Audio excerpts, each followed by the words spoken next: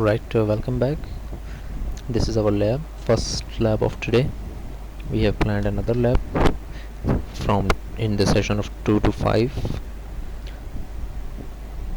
आमिर आपने ज्वाइन किया है. वहीं से बात मैं स्टार्ट करूंगा लास्ट लैब में जहां पर हमने छोड़ी थी बात. और पिछली 2-3 लैब से तकरीबन मैंने 2-4 एक्सरसाइजेस दी हैं डिफरेंट स्टूडेंट्स जो कि आ रहे थे इसमें.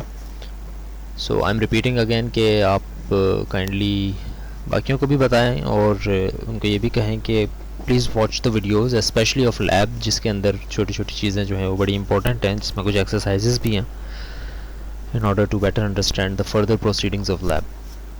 So let me share the screen with you and then we will तब तक confirm कर दें if you can see the screen and you can hear my voice. I'm sure everything is all right.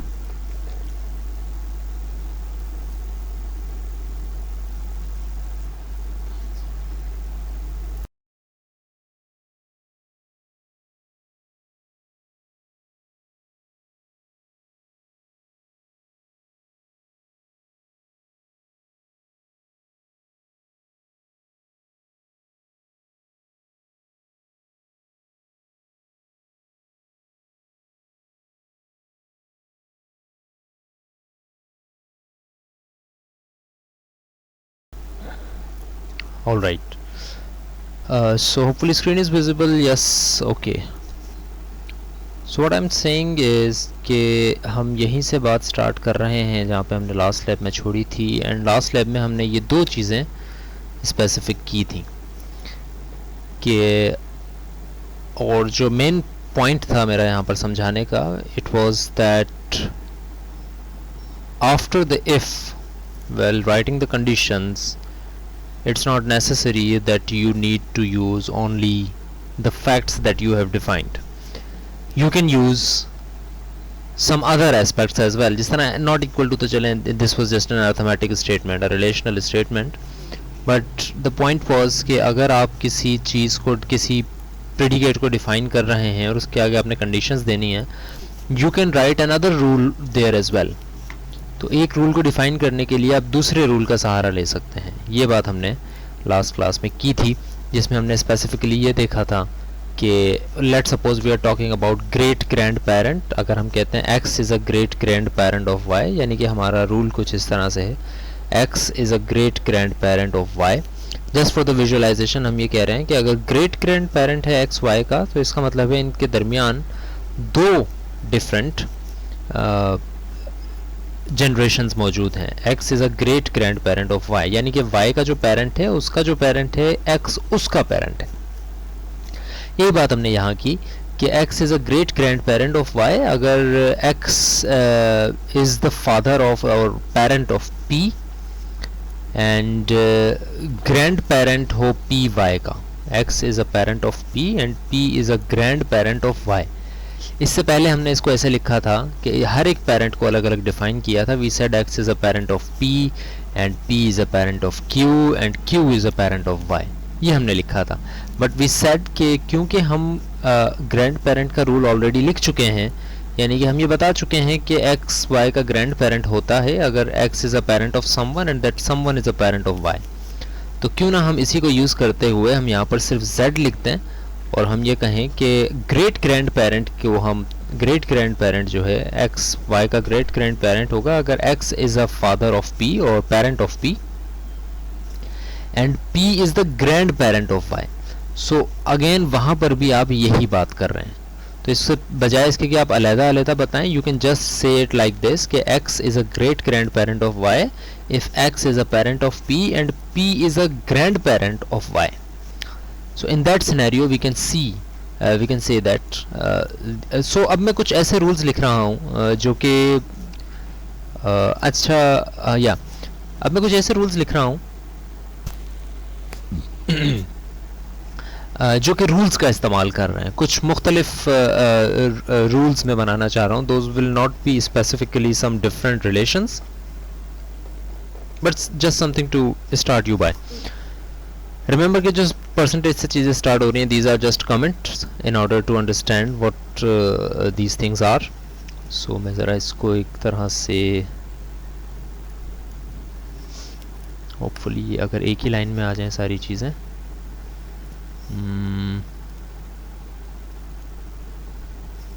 इसको एक line में लाना चाह रहा हूँ या राइट। सो ये चीज़ बस हम जब ड्राई रन कर रहे थे तभी हमने लिखी थी।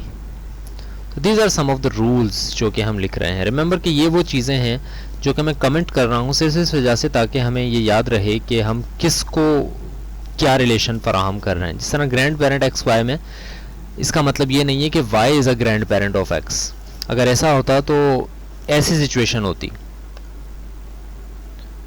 y is a grandparent of x, यानी y is the top parent, then z is the child of y and x is the child of z।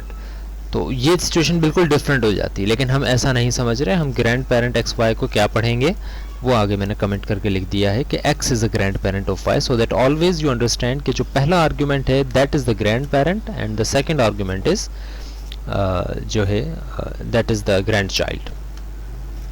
अच्छा, ये एक रूल हमने देखा था कि ग्रैंड चाइल्ड एक्स वाई, हमने कहा कि grand child X Y, X is a grand child of Y कब होगा, जब Y is a grand parent of X. See, हमने सिर्फ यहाँ पर वेरिएबल्स की वैल्यूज चेंज की हैं और हमारे पास एक रूल आ गया है। Now every grandchild and grand parent are reversible. आपको बस देखकर पता लग जाएगा कि who is the grandparent and who is the grandchild. Similarly अगर मैं ये कहता हूँ कि who is the child of who, हमने ये तो बता दिया कि पेरेंट अली अहमद है, पेरेंट अहमद जाहिद है, तो इसके लिए भी मैं एक रूल लिख देता हूँ। मैं ये लिखता हूँ कि चाइल्ड एक्स वाई, इसको पढ़ने से पहले, इसका रूल लिखने से पहले मैं ये कह देता हूँ कि इसको मैं पढ़ूंगा कैसे। I will say that x is a child of Y, X is a child of Y. So इसका जो रूल बनेगा it will go something like this, that x is a child of y, y is the parent of x। very simple, just हमने इसको switch किया है कि x is a child of y is y is the parent of x।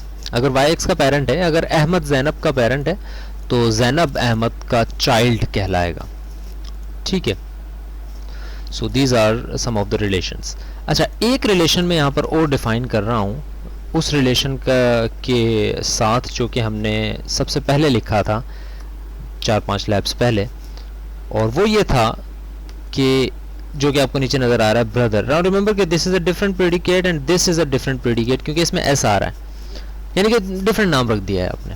तो brother और brothers, these are different thing. अगर brothers x Y लिखा हुआ है तो we are understanding it as X and Y are brothers. But let suppose कि मैं लिखता हूँ X is a brother of Y, so in this situation I will use the brother predicate without the S. तो इसको मैं कैसे define करूंगा, इसको भी बिल्कुल मैं एग्जैक्टली ऐसे ही डिफाइन करूंगा कि पेरेंट ये और पेरेंट ये। बट इसकी डेफिनेशन से पहले मैं एक चीज़ का इजाफा करना चाह रहा हूँ। इसकी डेफिनेशन अभी मैंने पूरी लिखी नहीं है, मैं इसको मिटा देता हूँ, चलें दोबारा ले आऊँगा इसको। एक चीज़ का मैं इजाफा करना चाह रहा हूँ and that is the gender predicate in our program, कि हम जेंडर डिफाइन कर दें कि भाई को किसका जेंडर क्या है। For example, Ali is a male, Yasir is a male, Aisha is a female, Salma is a female and so on। So इस चीज़ को लिखने के लिए, because this is a new thing, सिर्फ पेरेंट को देखते हुए मैं ये नहीं बता सकता कि कौन मेल है और कौन फीमेल है। पेरेंट को देखते हुए मैं ये बता सकता हूँ कि भाई कौन चाइल्ड है, कौन ब्रदर है, कौन ग्रैंड पेरेंट है, कौन ग्रेट ग्रैंड पेरेंट है, ये बता सकता हूँ मैं इन सबको देख के। लेकिन मैं इस प्रोग्राम में मौजूद किसी भी इंफॉर्मेशन की बेस पर ये डिसाइड नहीं कर सकता कि कौन मेल है और कौन फीमेल है। अगर आपको ये लगता है कि नाम को देख के डिसाइड कर लें तो नाम, these names are just tokens for Prolog, ठीक है। इस नाम की जगह आप कुछ भी लिख दें उस पर ये काम चलने लग जाएगा। For us Ayesha is a name of a female, but for Prolog it's not. So इस सारी इंफॉर्मेशन से कहीं पर भी ये वाज़ेह नहीं हो पाएगा कि किस शख्स का जेंडर क्या है। So in order to define genders I will have to introduce another new fact. Let's say 2 fact में डिफाइन कर देता हूं, मेल और फीमेल, ये 2 प्रेडिकेट में डिफाइन करता हूं। जो जो नाम मेल हैं उनके नाम में यहां लिख दूंगा। For example, Ali is a male, Ahmad is a male, अच्छा, इसको भी because this is a new predicate so I will comment it and say कि इसका मतलब क्या है. इसका मतलब ये है Ali is a male. Similarly इसका मतलब क्या होगा? इसका मतलब होगा whatever the first name is Ayesha, so I will say that Ayesha is a female. इसका मतलब ये होगा. सो मेल्स में डिफाइन कर रहा हूँ. Ali Ahmad Zahid is also there who is a male. Similarly, Yasir is there. So I will keep writing it. जब मैं इसको फिनिश करता हूँ तो आगे बात करते हैं इस पे.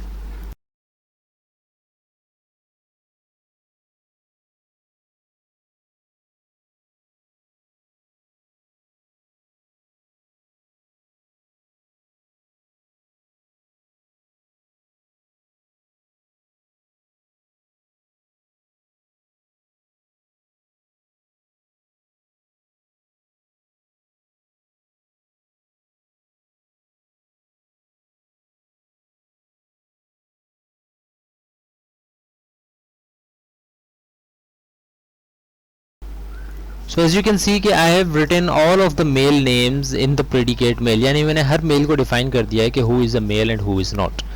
Now I don't think कि कोई ऐसा मेल रहता है जिसका मैंने डिफाइन ना किया हो जेंडर. सिमिलरली मैं फीमेल का जेंडर अब डिफाइन कर रहा हूँ यहाँ पे. All of the names that are female I will define it is as a predicate of female.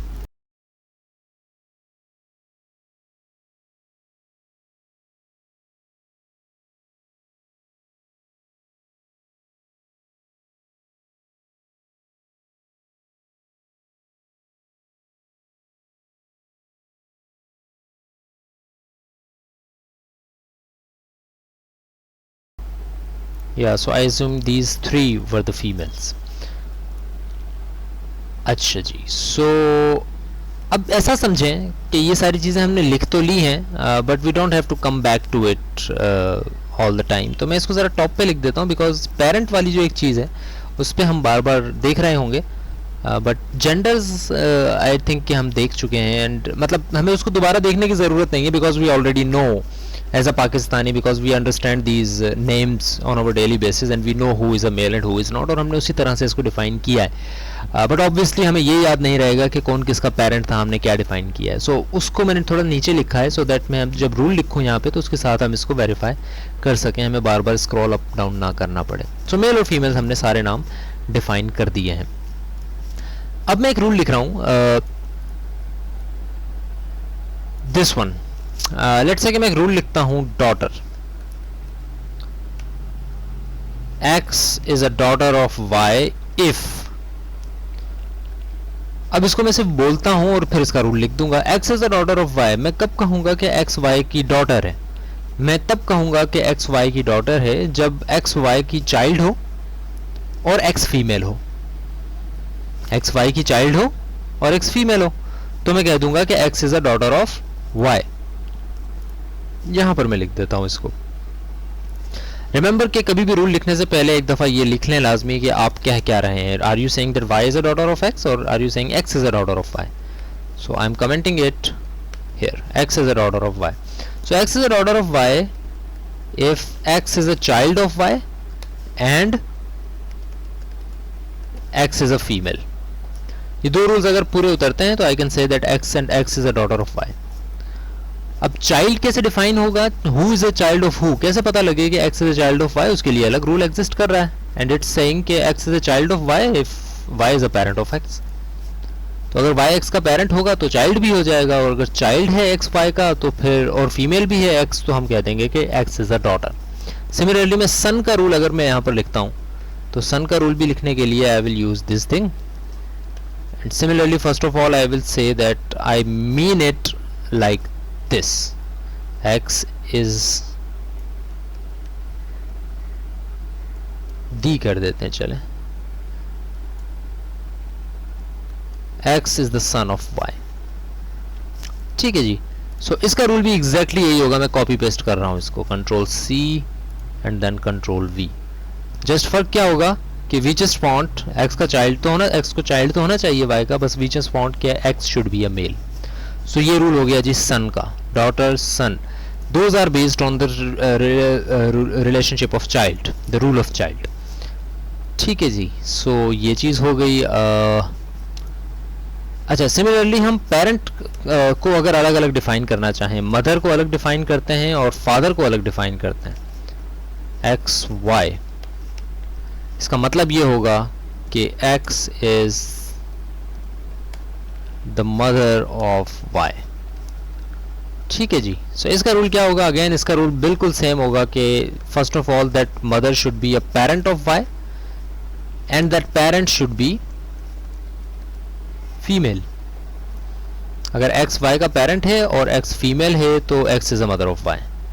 Similarly father के लिए भी मैं यही डिफाइन करूंगा। I will just say father, just यहाँ पर मेल हो जाएगा क्योंकि एक्स पेरेंट होना चाहिए लेकिन मेल होना चाहिए, तो I will say that x is a father of y. ये कोड रूल मैंने डिफाइन कर दिया ना। उसी जेंडर के अगर हम इन्वॉल्वमेंट कर लेते हैं तो और बहुत स्पेसिफाई कर सकते हैं हम रूल्स को। एक और चलें लिख लेते हैं। अच्छा, अब आते हैं ब्रदर पे, वो चीज़ जो कि अभी मैंने थोड़ी देर पहले छोड़ी थी कि लेट्स से कि अगर मैं लिखता हूँ brother, x is a brother of y, इसका मतलब ये होगा कि x is a brother of y, is the brother of y कह देते हैं, doesn't matter but still x is the brother of y. Now see, इसका मतलब ये है brother x, brothers x y का मतलब ये है x and Y are brothers, यानी कि दोनों भाई हैं, एक दूसरे के भाई हैं दोनों। कैसे कहा हमने ये कहा कि जो एक्स का पेरेंट है वही वाई का भी पेरेंट है, और एक्स और वाई सेम बंदे नहीं हैं तो हम कहेंगे कि x and Y are brothers. यही एग्जैक्ट रूल मैं ऊपर भी लिख देता हूं, कोई फर्क नहीं, एग्जैक्ट सेम रूल। जैसे यहाँ पे एस है, यहाँ पर एस नहीं है। In order to see that these are the same thing, मैं यहाँ पे s का इजाफा करता हूँ and you will see that these are all, these both things are the same, but मैं इसको s मिटा देता हूँ, यानी कि मैं एक अलग प्रेडिकेट डिफाइन कर रहा हूँ, क्योंकि ब्रदर्स s के साथ एक्स वाई का मतलब है x and Y are brothers, जबकि brother X Y without the s का मतलब ये है X is the brother of Y. So इस सिचुएशन में मैं ये कहूँगा कि ठीक है, दोनों के पेरेंट होने चाहिए, z दोनों के पेरेंट सेम होने चाहिए, दोनों शख्स डिफरेंट होने चाहिए, लेकिन अगर आप ये कहते हो x is a brother of y, तो इसका मतलब है कि इट डज नॉट मैटर कि y मेल है या फीमेल है, लेकिन इट डज मैटर कि x का मेल होना लाजमी है। Understand this very carefully. x is the brother of y का मतलब ये है कि x मेल होना चाहिए बिकॉज वो भाई है, लेकिन वो जिसका भाई है वो बहन भी हो सकती है, वो उसका भाई भी हो सकता है। वहां पर जेंडर इन्वॉल्व नहीं करता। अगर मैं कहता हूं कि मेरा नाम जुबैर है, you know that Zubair is the name of a male. For example, if I say as Zubair as a male, मैं ये कहता हूं कि I am a brother of a person. Now you don't know that what the gender of that person is, but you would know that my gender is male because I am calling myself a brother. So in that scenario I will say that okay, parent तो same है, इतना भी होना चाहिए, दोनों को same भी नहीं होना चाहिए। ऑब्वियसली मैं अहमद को अहमद का भाई नहीं कहना चाह रहा, लेकिन एक चीज़ और का इजाफा करूंगा, मैं ये कहूँगा कि x का मेल होना लाजमी है, x is a male. In that situation I will say that x is a brother of y। ठीक है, इसी तरह से अगर मैं डिफाइन करता हूँ सिस्टर का रूल, तो I will copy this and paste it here, I will just change it with sister, और आप मुझे बताएंगे कि इसमें और क्या चेंज होगा। x is the sister of y। Tell me कि what do you think else should change in this rule.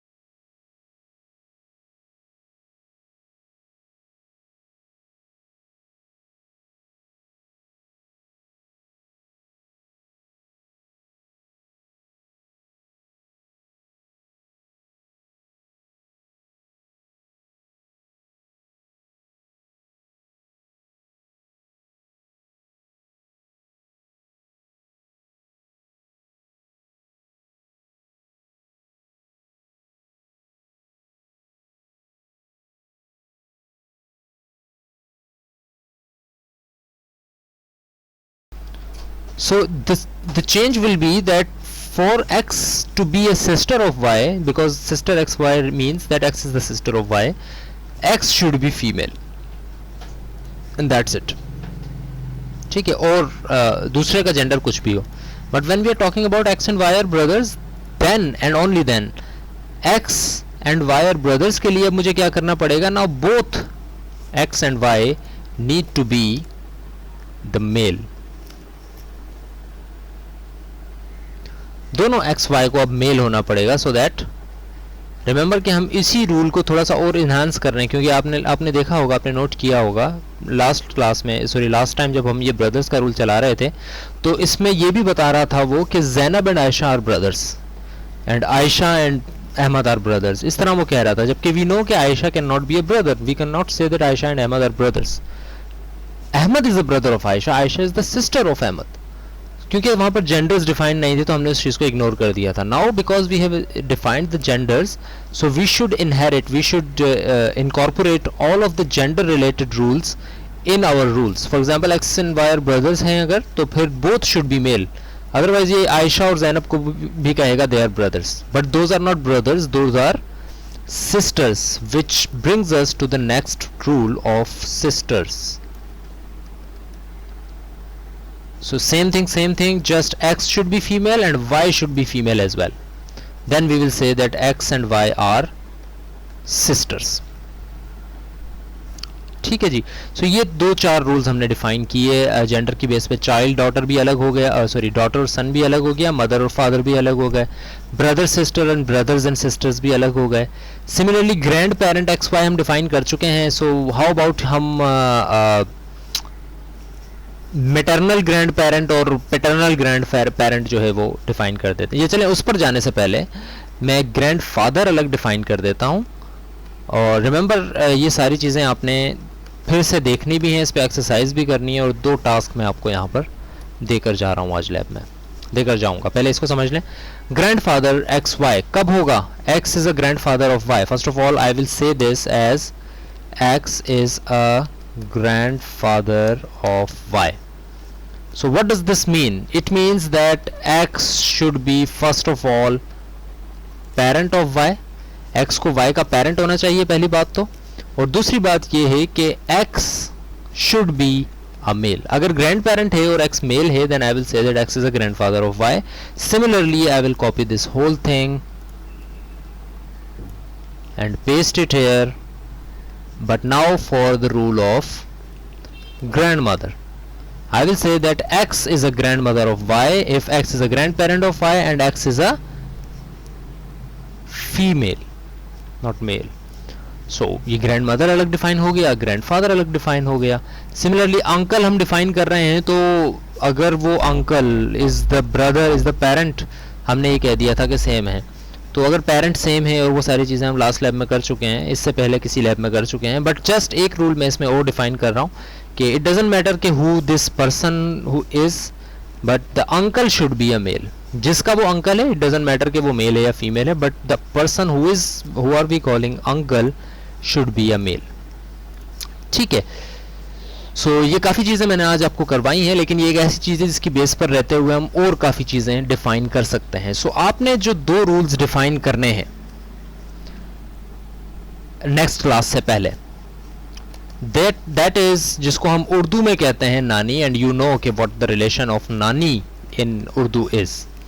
And the relation is, for example इसका काम मैं ये कह देता हूँ कि एक्स इज अ, और इसी तरह आपने एक और रिलेशन भी डिफाइन करना है, that is of what we call in Urdu as dadi, and we will say this as X is a dadi of Y. Now what is a nani and dadi? Already you know that, but just for explanation's sake, nani हम उसको कहते हैं, nani is the grandmother, but grandmother from your mother's side, यानी कि the mother of your mother will be known as your nani. The mother of your mother will be known as your nani, and dadi is also the mother, but not of your mother, but of your father. The dadi is the mother of your father. ठीक है. So the mother of your father is known as dadi, and the mother of your mother is known as nani. All of the relations are written aforementioned, जो कि हम इस file में लिखते जा रहे हैं. So before our next class you need to write in this lab, जो कि अभी टाइम आपके पास बचा है, इसके अंदर आप लोगों ने एक्सरसाइज करनी है. कोई इशू हो तो मुझसे पूछ लीजिएगा. that what should be the rule of nani and what should be the rule of dadi. Meeting में एंड कर रहा हूँ. you have to work on these things. This is your lab task, and if you find any issue in here, we are again going to meet at 2 p.m. for our next session of class. So ending this class here. Thank you very much, and work on this and let me know if you get any issue.